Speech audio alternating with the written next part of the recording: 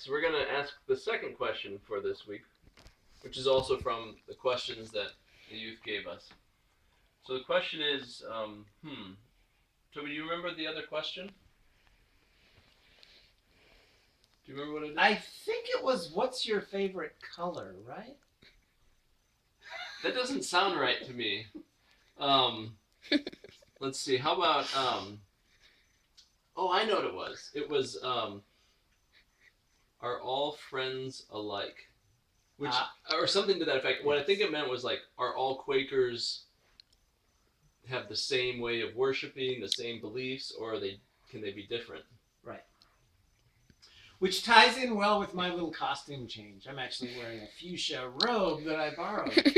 And just in the same way that you might think I'm always the same, well, people aren't always the same either. Neither are Quakers all the same.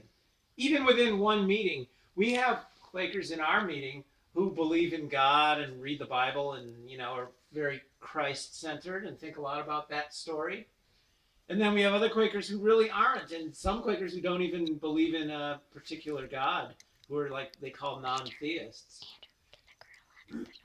And then there are other kinds of meetings too. Like I've been to a friend's meeting out in Greensboro, New Garden, which is called Semi-Programmed, and they actually have a minister who gives a sermon, and they have like an organ player, and they sing some hymns. It sort of feels like going to a regular Protestant church. And then they go into silent worship for maybe 15 minutes, which was nice in a way. And then I've heard, but I haven't worshiped with them, that there are other Quakers who are like evangelical, like they actually, commit themselves to, they say that Jesus Christ is their Lord and Savior, and they go out and try to convince other people to become that kind of Quaker.